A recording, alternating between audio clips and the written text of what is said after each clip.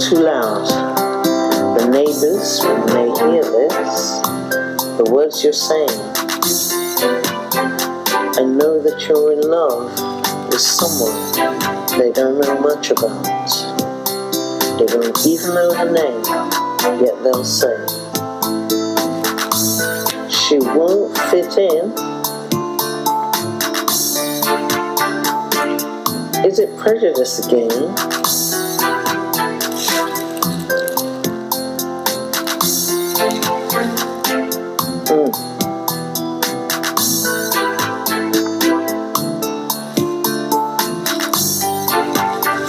I can't, and I won't try, no, to hide my love when love is what I'm feeling. Yeah, deep within my soul. I know they don't take us serious. It's just a game, they say, that we're playing. And we won't fit in, no. Yeah, this is prejudice again. And I know. I'm gonna let it show. I'm gonna let her know I want her, need her kind of love. And I won't let her forget that I won't settle for less. It's always she I'm thinking of.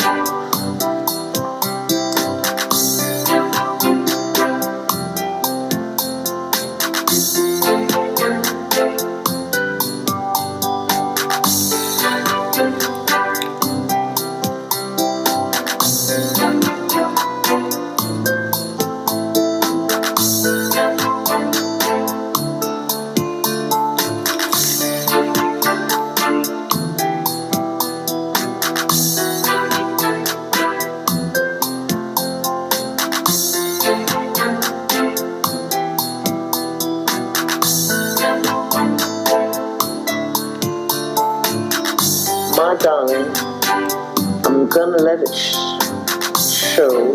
I'm gonna let you know. I'm gonna let our love grow. I want you, need your kind of love. I won't settle for less. I won't let you regret. It's always you I'm thinking of.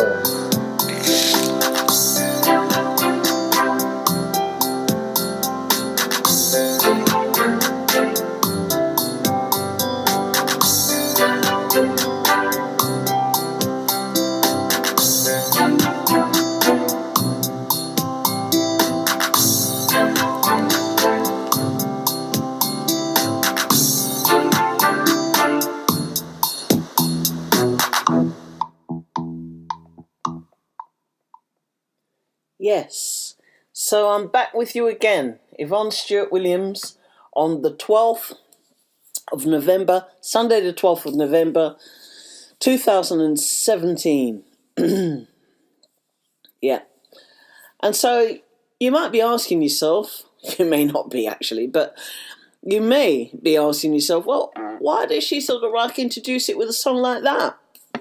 Well, today I have been at my Quaker meeting, my local Brixton and Streatham Quaker meeting for worship, and I was on welcoming duties on the door and stuff, and as you know already, because I've revealed it already and stuff, and it's there for all eyes to see and all ears to hear, that I'm openly lesbian. And that song that you just heard, I dedicated to the woman that I love. And, you know, the Quakers, the British Quakers, certainly can, in British Quakers, you can have same-sex marriages on their premises. And in fact, earlier on this year, I was a witness, chief witness, at one of the a same-sex marriage between two men, Carlos and Roy at Westminster Quaker Meeting House. And it was the first official same-sex wedding that they'd ever had. It was well attended. There was many people there of all ages, from the very youngest to some quite senior citizens. And I was chief witness, and I spoke, and I was taken back to the time when I first realised, it hadn't dawned on me, I didn't know this, it wasn't something that I had thought of. I thought it only applied to psychiatric hospitals and stuff, but I don't know, I was quite an advanced age, when I realised that actually two people of the same sex couldn't get married in their place of worship, their faith-based place. And that they wasn't accepted, and that there was something wrong with this. And, I was with a Quaker attender for at least 21 years. 21 years as an attender, before I decided that I would actually, advance and go through the procedure to become a full member and a full Quaker. Not that there's anything not full about attenders, but it's a different thing. And the reason for this is, I am openly lesbian, and I had reservations about putting my name or doing anything that would treat me as a second-class citizen, or less than, and stuff, especially around my sexuality. I felt that I couldn't actually join, and the reason why I joined in the end was that the Quakers, several years ago now, had decided that they would welcome and support and campaign for same-sex relationships to be equal as in all relationships, because they say, we say as Quakers that we marry none. We marry neither man to man, woman to woman, or man to woman. We marry none. It's God. The God marries you and stuff. And, and that's the bottom line and stuff. And, Quakers can tend to be quite out there sometimes in their peaceful, loving, simple way. But, when they did that, I felt, this is the real sort of like, this is a faith group that I can join wholeheartedly. I can be an English Quaker, a British Quaker, and, hence from that point onwards, hence why I've decided that my land, my half acre of land in Jamaica, is where I'd like to build a Quaker meeting house, which runs to the principles of English British Quakers,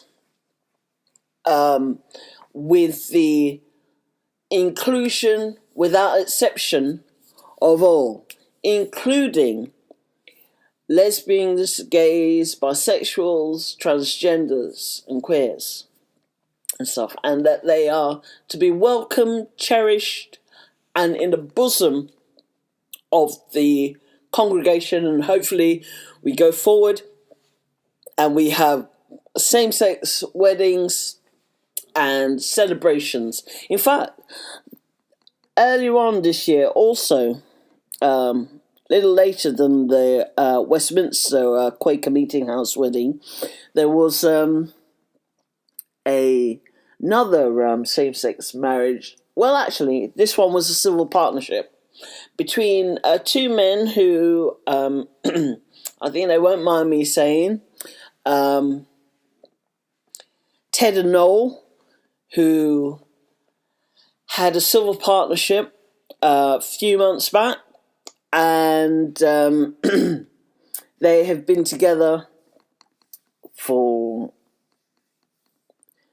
I think, some 40 years. Yeah. And, like at the end of the day, love is not an easy thing.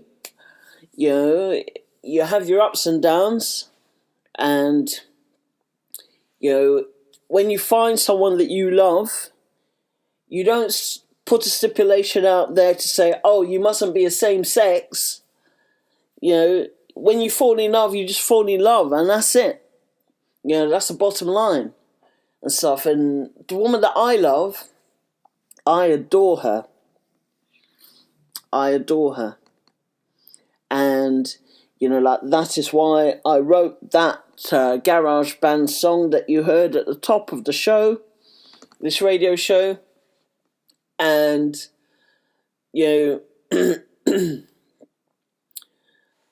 it sort of like outlines what people have to go through sometimes, many times, all over. I mean, as I said before, also this year Germany had their first, their parliament sort of like included same-sex and voted for in same-sex relationships to have same-sex weddings and stuff. And, there are, but I don't know, maybe a dozen or so countries in the world, the whole entire world, that actually has same-sex marriage. That's on their statute book. Despite the fact that Hillary Clinton went to the United Nations and beseeched them and said, well, you know what, gay rights, LGBT rights are human rights, and it is human rights. People talk about all sorts of other rights, but to be killed, to be badgered, to be insulted, to be robbed, to feel less than just because of who you love, not because of who you hate, but who you love, is too much to ask for. And especially if you're going around it in the right manner and stuff, a loving, peaceful, respectful, lawful manner. And, society often points us in the directions of the ones who sort of like stumble over it because they're hiding and stuff. And actually it just makes other people hide and stuff. And, that's not it. But, imagine how many people are in their faiths and they are tremoring because they know in their minds, in their hearts, when they're making love to their partner, they're probably thinking about someone else, some same-sex person. Now, you know what? I have, my surname is obviously Stewart and stuff. And, there was a king of this country once upon a time. 6th of Scotland, 1st of England, James, his name was. And he was locked into a marriage, but he had passions, desires, love for same-sex relationships and stuff. And I guess I follow his his footsteps. Not that, you know. And also, I mean, you know what? I don't know. You know, the Gene Robinson, the former Bishop Gene Robinson said, kind of surmised or allude to the fact that, well, I don't know about fact, because like it's difficult to tell, but mentioned that actually, like Jesus may have, well, anyway, I don't want to be sort of shot down in flames. I'm already going to have enough trouble on my hands with that Quaker meeting house in Jamaica, in that religious place where the God-fearing people are that cannot tolerate same-sex relations, the same-sex relations of an individual. So I don't need to bring it home, but I'm going to say that there was some talk about,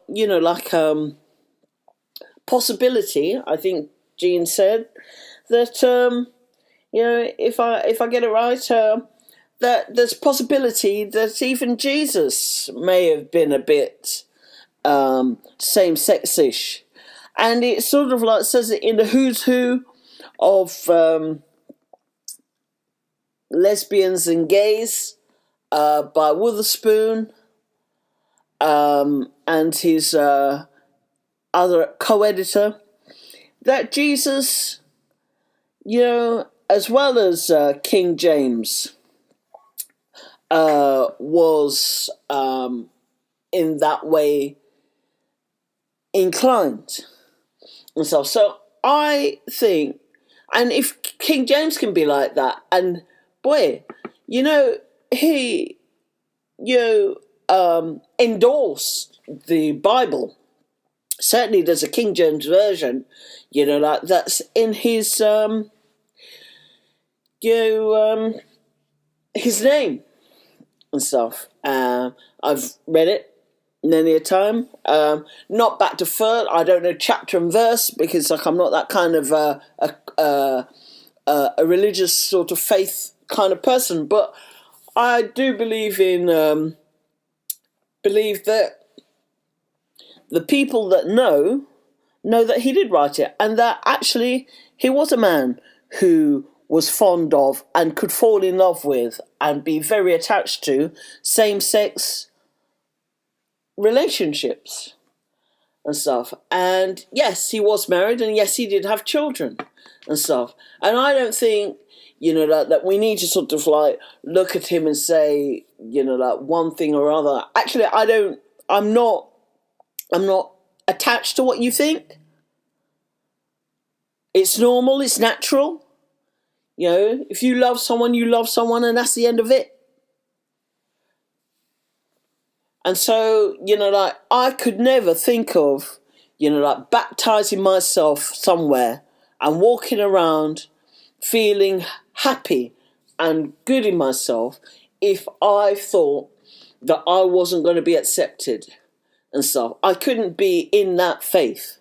And that's why it took me 21 years to join. Now, getting back to the psychiatric hospital and stuff, why I said that it took me a very long time to realise that same-sex relationships wasn't recognised in places where you say love thy neighbour and treat your brother as your own and splintering the eye and pulling it out and all of that business and stuff. So I know that in psychiatric hospitals back in the day and stuff, like when I first went there, like I was full of trepidation and fear, as well as fury, because, like I don't know what it was. I didn't know what it was about psychiatric hospitals. Why, when friends of mine who used to sort of like hang around with me in gay places and be sort of like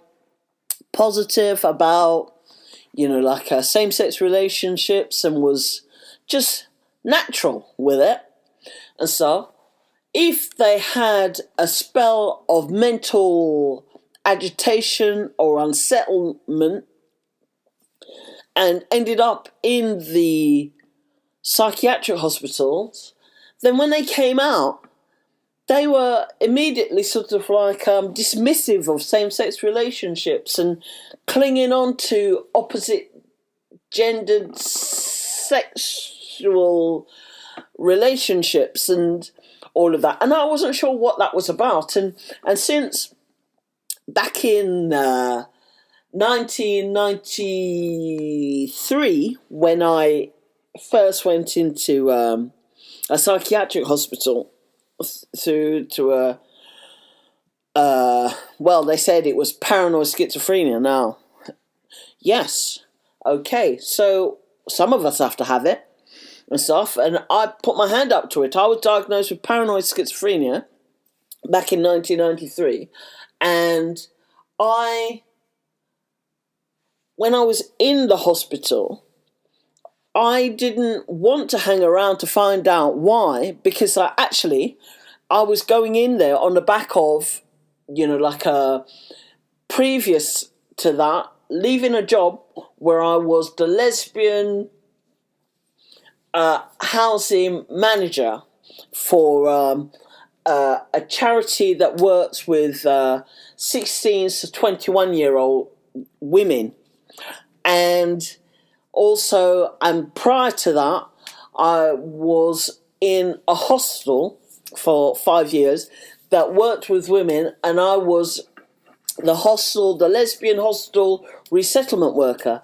And I was part of the quota that in that hostel that was a part of the quota for the team. So if I had changed my sexuality and stuff, not that would have prevented me, I would have just had to take another job. But if I'd have changed my sexuality, that meant that I couldn't be in my post, because that's the way it went. I was supposed to be an openly lesbian role model mentor, like that kind of thing and stuff.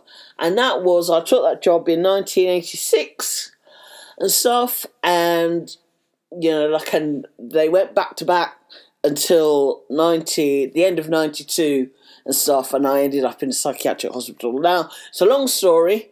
I'm just giving you a briefie there, but what I'm saying is, like in those roles and stuff, I couldn't have, I would have had to have changed my job, as well as many friendships and stuff, as it were, and that. And going into the psychiatric hospital, when I looked around, and years later, when there was on the mixed wards, and people were being sort of like uncomfortable, watching Blind Date and sort of like making advances, and I would be even more outrageously out and stuff, and bringing my pink paper.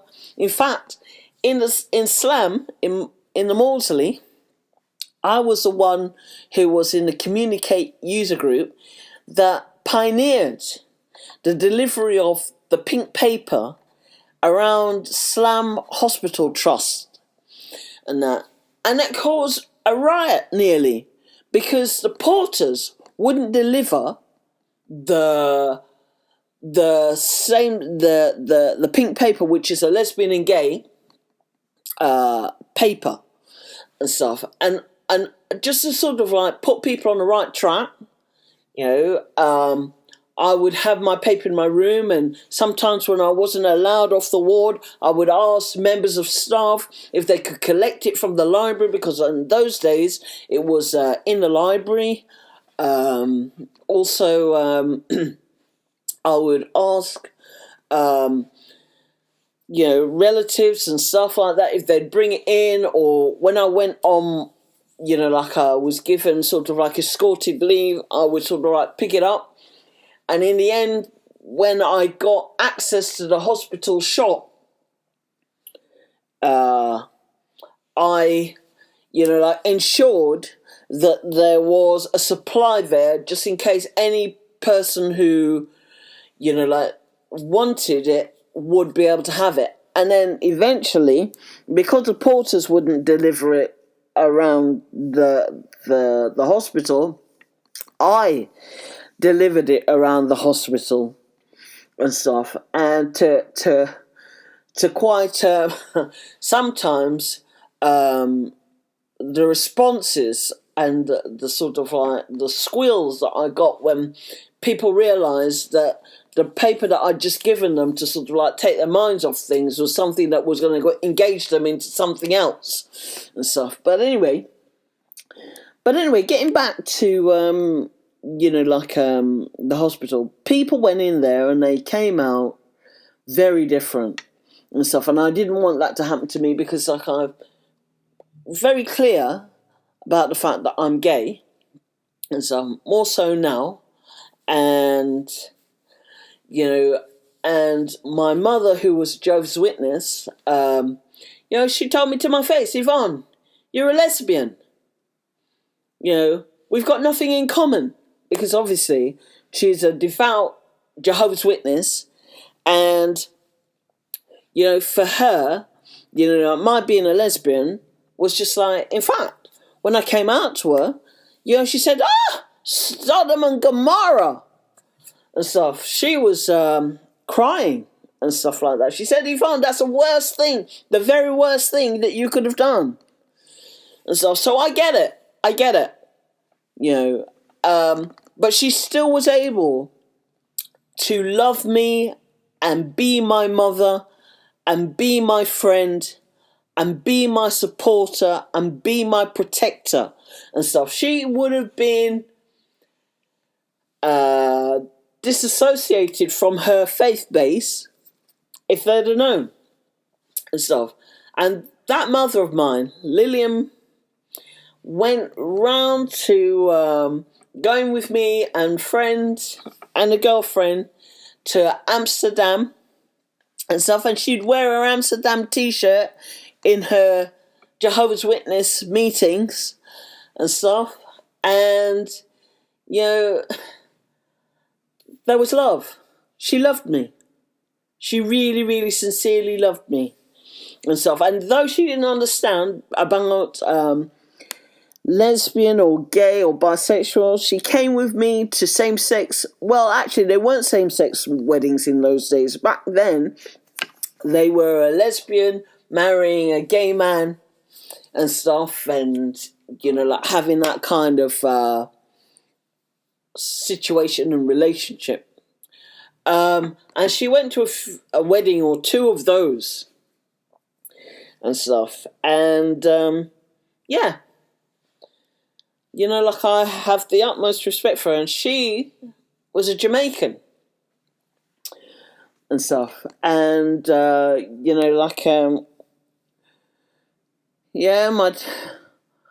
my thinking about faith bases that, well, anyway, that's their club. I wouldn't join it. And I've got nothing harsh to say about them. I'm just saying that, you know what? For me, it's on par with something else I want to sort of like talk about and stuff. And it's like, you can sort of like talk about same sex and it being this and it being that, and it's not what's in a day. But actually, like we fast forward and look back a little bit. Let's see where you stand with progression and stuff like that. Anyway, listen to this.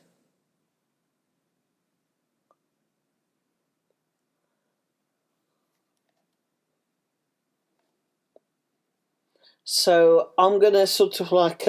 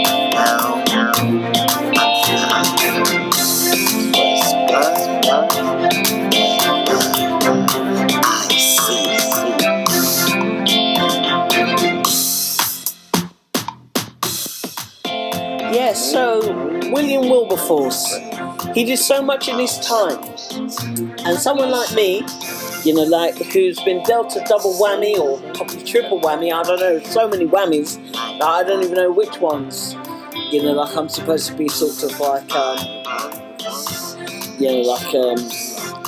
fighting against, but certainly a black lesbian in this time. I have a lot of respect and time for William Wilberforce.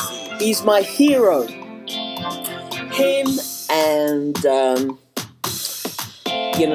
because back in the day when, people like me, people of colour like me,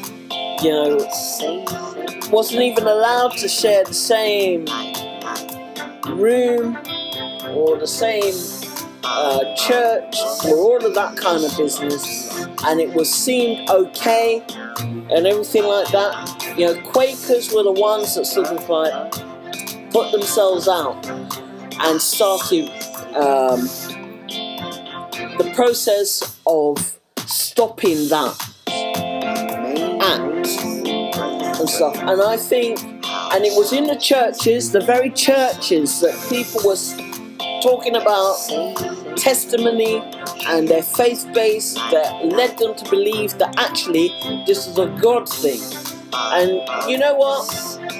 That was William Wilberforce Day, and today, in this day, we're talking about what happens with people who, have same-sex relationships with other people who are adults. I'm not talking about the ones that happen with children, because that's a whole different discussion. I'm not going into that. I'm talking about, how can you be in your church and sit down and say that you're doing all of this when you're discriminated against people who, through no fault of their own, are attracted to somebody, another adult, that way. If it's you and you don't want it, it's not for you, then actually you just say, you don't feel that way. But, at the end of the day, many people do feel that way,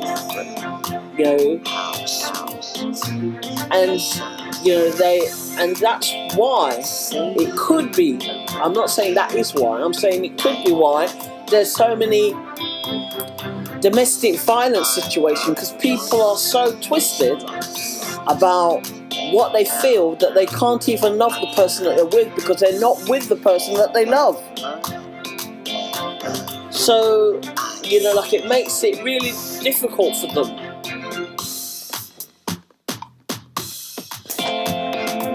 So,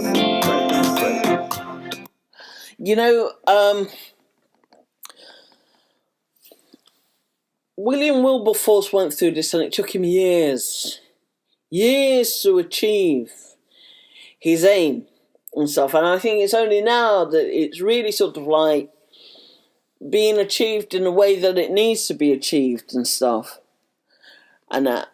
And, it's going to take us a while, for other countries to accept that people can love other people regardless of their gender. And we're not talking about something like, incestuous, like a brotherly love. We're not talking about that. We're talking about a love. And an adult that's in love with someone, you're not talking about the same as loving someone and really being fond of them and liking them and respecting them as individuals, like a brother or a sister. I'm talking about as lovers and wanting that physical contact and to actually sanctify it in their faith base. So I'm not going to sort of like preach on and on about this, but, you know, like I would like people to really come to their senses and stuff. I don't know why people still fill up those pews, because actually, you know, like it's just like I wouldn't be sitting in there. No, not me. Not going to sit in there at all, because, you know, like that doesn't work for me and stuff. And we're supposed to be role models, setting a standard. And look what happened to Gene Robertson. You know, like at the end of the day, he, you know, like was the first openly gay married bishop and stuff. And you know what? He made a lot of people happy and stuff. And he did, you know, like because it felt as if they were included. And I'm sure more people joined the church because of that. But anyway, I don't know much about, you know, like anyway. But anyway, they had something and stuff.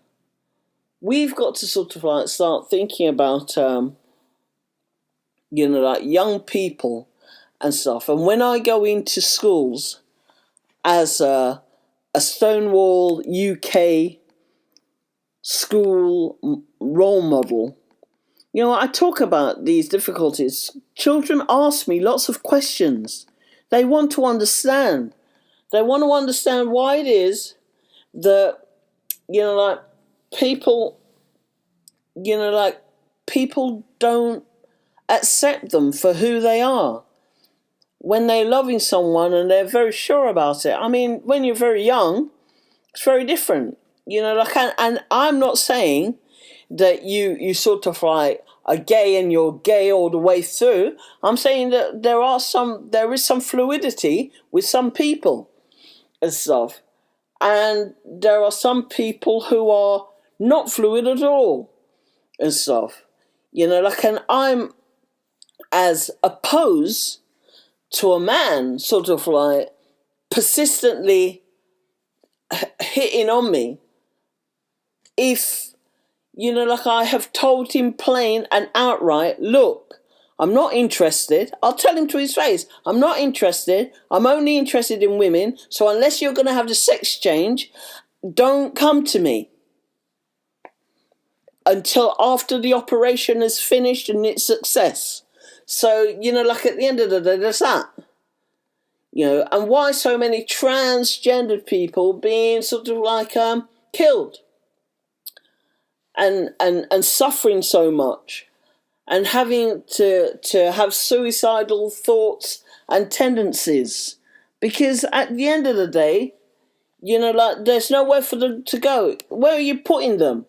Because you're not allowing them the house of the Lord, because you're saying that they're not welcome there, or at least they're welcome, but they're not equal. You know, all of that. You know, it's just like they've got nowhere to go. They've got no faith. So obviously they can do anything or be anything because they're nothing. You know, what is faith-based about that? You know, what is faith-based about that?